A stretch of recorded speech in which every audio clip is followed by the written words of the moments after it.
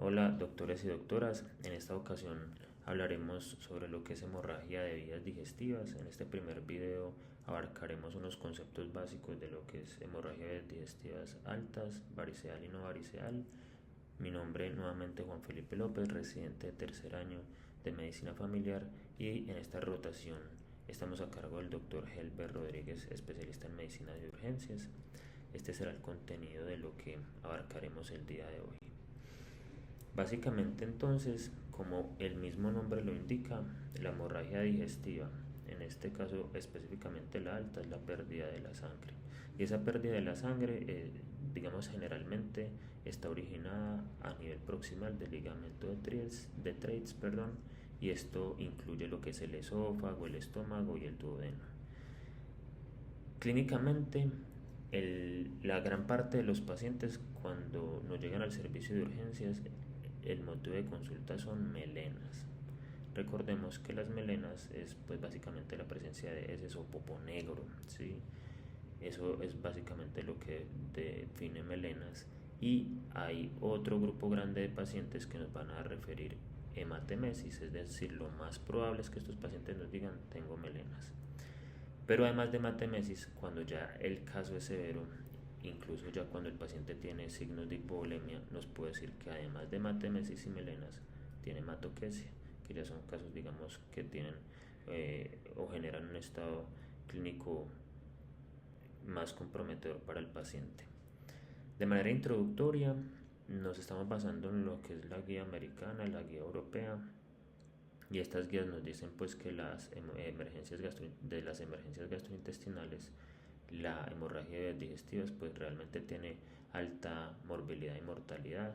Además tiene diferentes mecanismos o etiologías, lo que son las úlceras pépticas, las lesiones erosivas, el Mallory Weiss y las neoplasias pueden explicarnos los diferentes cuadros de hemorragia de vías digestivas. En cuanto a la prevalencia, el 80% de los casos de hemorragia de vías digestivas definitivamente van a ser altas. Y además de esto, se estima una mortalidad que va del 2 hasta el 10%. Hay diferentes factores de riesgo que ya han sido establecidos para hablar de hemorragia de vías digestivas, y aquí tenemos específicamente lo que son los pacientes que consumen AINES. Todavía lastimosamente tenemos muchos pacientes que se automedican y consumen AINES o ingieren o se administran AINES por largos periodos de tiempo, la infección por Helicobacter pylori, el consumo de alcohol y algunas coagulopatías. Como les decía, hay diferentes etiologías. Las úlceras pépticas, que básicamente se deben a el desequilibrio entre los factores agresivos, que es el ácido clorhídrico y la pepsina, y los factores protectores como lo son el moco, el bicarbonato, ¿sí? Y la perfusión de la mucosa. También hay pacientes que tienen una lesión de la Floyd, que es una arteria, digamos, que está localizada a nivel submucosa y que sangra con facilidad. También podríamos tener pacientes con esófago de Barrett y neoplasias. Al examen físico, y como lo hemos estado analizando a lo largo de la rotación, pues principalmente hay que evaluar el paciente de una manera organizada, ¿cierto? Hacer el ABCDE, evaluar el estado hemodinámico de mi paciente, hacer una adecuada palpación abdominal, detectar si tiene o no presencia de dolor o distensión abdominal, el tacto rectal.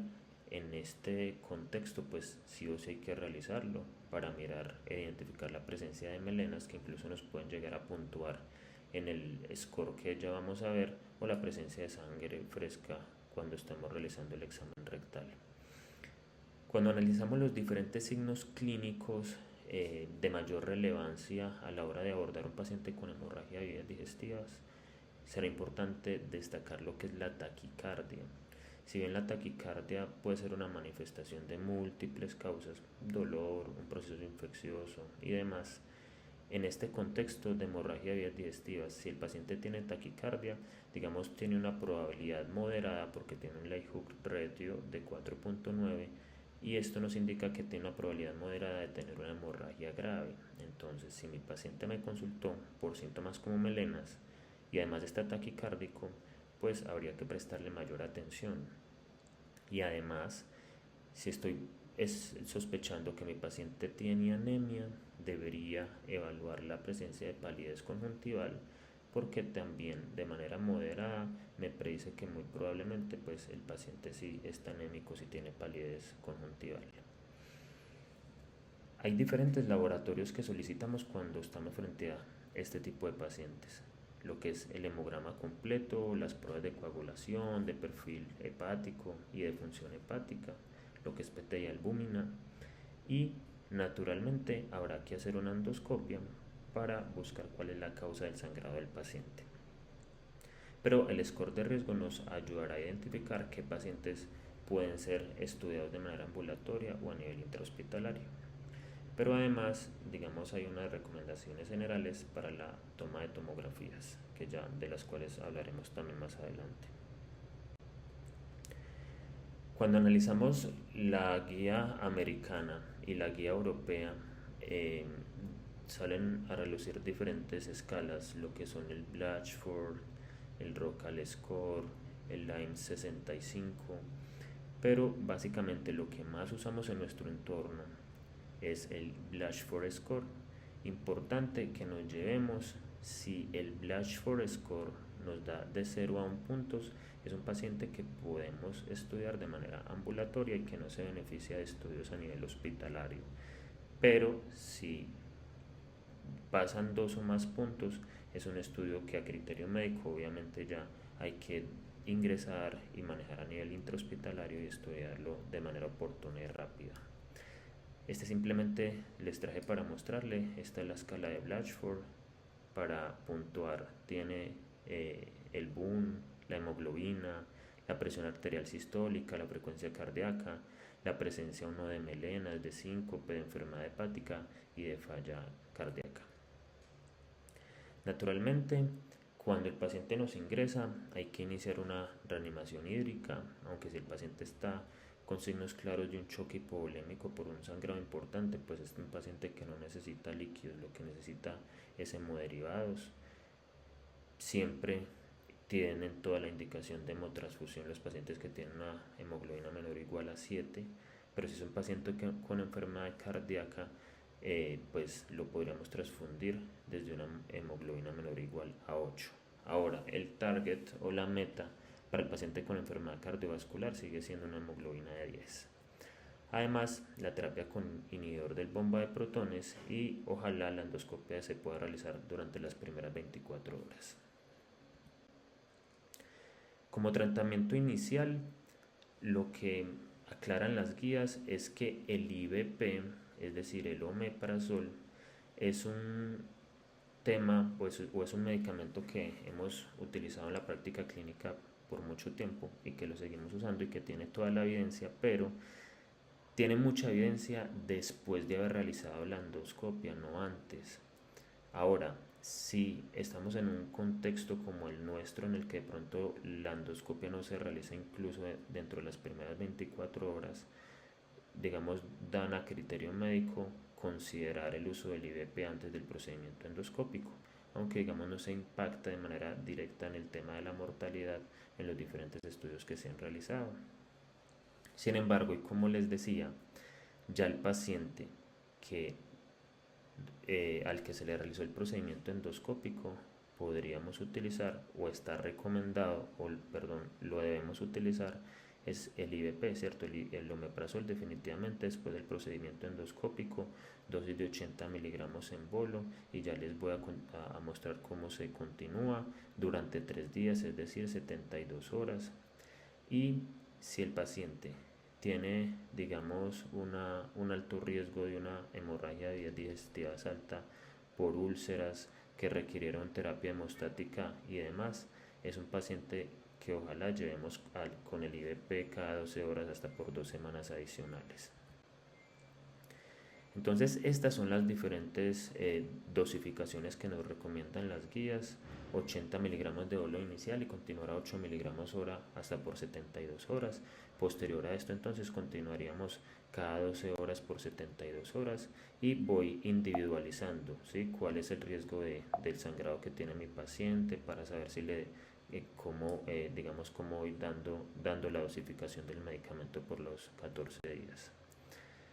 Hay unas situaciones clínicas que hay que considerar y son, por ejemplo, el uso del IVP intravenoso en dosis altas del procedimiento endoscópico para la guía europea, pues para ellos sí es considerable utilizarlo. Y como les decía, en nuestro contexto pues no se realizan procedimientos endoscópicos de manera tan temprana, a no ser que el paciente esté, digamos, con claros signos de shock hipovolémico que son llevados de manera más urgente, pues por, digamos, la alta carga y la cantidad de pacientes que tienen la especialidad de gastroenterología. Lo otro es que no se recomienda que hagamos lavado gástrico neurogástrico o que realicemos una intubación orotraqueal profiláctica, a no ser que tenga una hematemesis activa con agitación con signos de encefalopatía, en los cuales haya que, digamos, proteger la vía aérea en esos contextos. Si mi paciente me llega en contexto de una hemorragia de vías digestivas y está tomando aspirina para prevención primaria, pues lo que recomiendan las guías es suspendamos de manera temporal esa aspirina, pero si es para prevención secundaria, no se recomienda interrumpirla. Y si usted la interrumpió, pues porque es un paciente que definitivamente le llegó hemodinámicamente inestable y demás, usted la podría reiniciar preferiblemente entre los 3 y 5 días después del estudio endoscópico y después de haberle hecho el tratamiento. Ahora, si es un o una paciente que toma doble antiagregación como profilaxis secundaria, tampoco se recomienda interrumpir específicamente la aspirina y usted lo podría reiniciar a los primeros 5 días, digamos, a concepto incluso de cardiología, reiniciar uno de los dos antiagregantes. En otras palabras, si usted está utilizando dos antiagregantes, se recomienda suspender uno, no la aspirina, y a los 5 días reiniciar el segundo antiagregante, pero ya digamos en una decisión tomada con el paciente, con el especialista, en este caso cardiología. La transfusión de plaquetas no está recomendada de manera general o de rutina en estos pacientes. El uso de ácido tranexámico para esta condición tampoco tiene, digamos, una evidencia robusta y no se recomienda. Si el paciente o la paciente viene tomando una antagonista de la vitamina K como la warfarina, se recomienda suspenderlo. Incluso hay que considerar una dosis baja de vitamina K o, dependiendo del estado hemodinámico, un complejo protrombínico, y si no hay disponibilidad, plasma fresco congelado. Esto no debe retrasar que se realice el estudio endoscópico en el paciente. Adicionalmente, si mi paciente viene tomando es un DOAC, pues también habría que suspenderlo y tratar, dependiendo del estado hemodinámico de mi paciente, o digamos con los agentes reversores para cada uno de estos. Siempre sí o sí hay que en el estudio endoscópico evaluar la causa del sangrado, pero también se debería tamizar el Helicobacter pylori, se debería tratar y posteriormente documentar que usted lo erradicó completamente. Adicionalmente, si digo que mi paciente después de la hemorragia de vías digestivas tiene una indicación por alto riesgo isquémico de una terapia antiplaquetaria dual, pues ojalá el paciente en ese contexto se me vaya con IVP como para terapia coadyuvante para prevenir el resangrado, porque muy seguramente estamos hablando de pacientes que antes del procedimiento o antes de la hemorragia de vías digestivas ya venía con doble antiagregación. El reinicio de la anticoagulación se podría considerar hasta 7 días después, obviamente evaluando riesgo-beneficio. Obviamente hay que mirar si tiene indicación del DOAC o al antagonista de la vitamina K. Y lo otro es que se puede recomendar el IVP como profilaxis gastroduodenal en los pacientes que tengan una hemorragia de vías digestivas y necesidad de anticoagulación crónica con alguno de estos medicamentos. Finalmente, después de que yo estudié a mi paciente y le hice la endoscopia, pues estos son los reportes que nos dan a nosotros de las endoscopias, y es pertinente como que nosotros como médicos de atención primaria los reconozcamos, ¿cierto? No es que tiene una Forrest A, ¿sí? Lo que me dice que es una úlcera con un sangrado activo. Una 1B dice que tiene un sangrado en capa o un sangrado venoso activo. El primero es arterial, el segundo es venoso. A no es que tiene una úlcera Forrest 2A. A es que tiene un vaso visible no sangrante. 2B es que tiene un coágulo adherido. 2C es que tiene una mancha plana pigmentada y 3 es una base limpia sin signos de sangrado reciente. Obviamente cada uno de estos tiene un tratamiento endoscópico y yo como médico tratante pues también debo considerar la vigilancia estricta después del procedimiento, ojalá por unas 48, 72 horas el paciente que encontraron con un sangrado arterial activo, por ejemplo, o darle salida al paciente si por ejemplo no es que tiene un Forrest 3 porque tiene pues una base limpia y no tiene signos de sangrado reciente.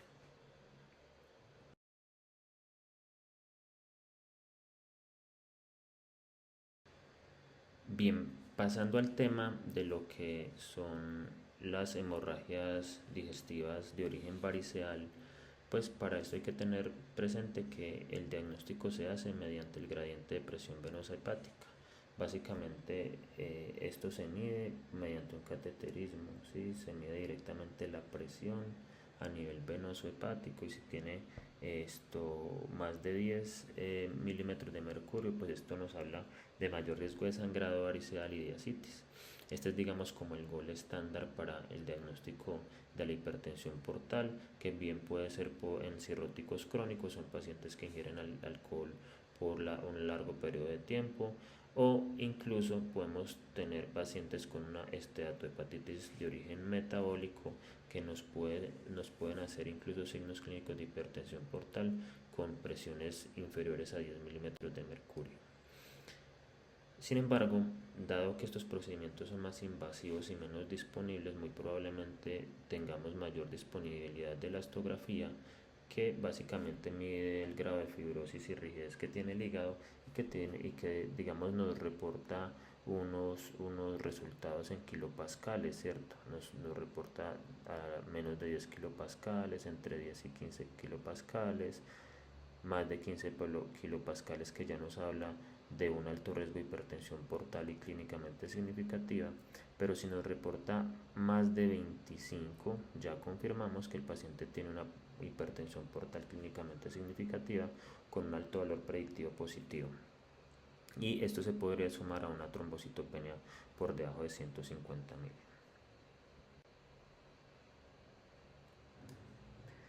En cuanto a la terapia farmacológica, pues existen diferentes medicamentos, ¿sí? Lo que son los beta bloqueadores no selectivos, que no se deberían utilizar en el paciente que está con una tensión arterial sistólica por debajo de 90 o que tiene una falla renal avanzada o que tiene una citis refractaria. El carvedilol se prefiere incluso sobre el propanolol y el nadolol, digamos por mayor reducción del gradiente de presión a nivel venoso, disminuye la presión portal de manera más efectiva, y las estatinas se indican específicamente el paciente con hiperlipidemia y para la prevención a nivel de cardiovascular a nivel primario o secundario.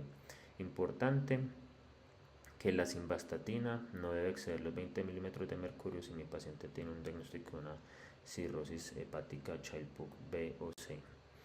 El tema de la anticoagulación, digamos, no se recomienda suspenderla de manera general en estos pacientes. Sin embargo, obviamente esto depende del estado clínico de mi paciente y ahí yo debería decidir si continuar o no los medicamentos. También tener bien presente que una cirrosis hepática Child-Pugh C pues contraindica el uso de apixaban o rivaroxaban. Lo otro es que como en la hemorragia no variceal, si mi paciente tiene una indicación de una terapia, un DAPT con azaciclopridogrel por prevención secundaria, debería agregarle la terapia con el IVP a estos dos medicamentos para la prevención de sangrados posteriores.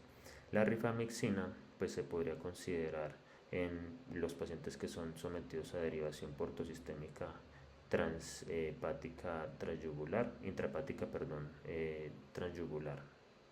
Y el tema de la albúmina, que digamos tiene toda la indicación en paciente con cirrosis después de que le hacen una paracentesis y le extraen más de 8 litros de paracentesis.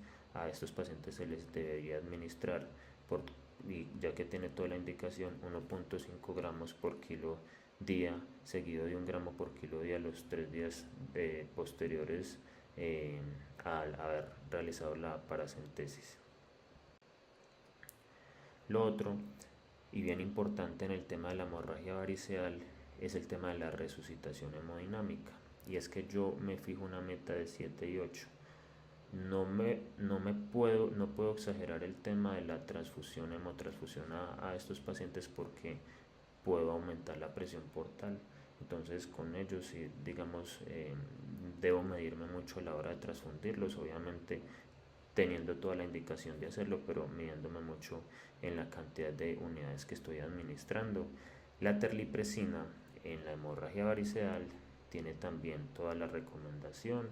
Se administran 2 miligramos IV cada 4 horas por 48 horas, luego 1 miligramo cada 4 a 6 horas hasta completar 2 a 5 días.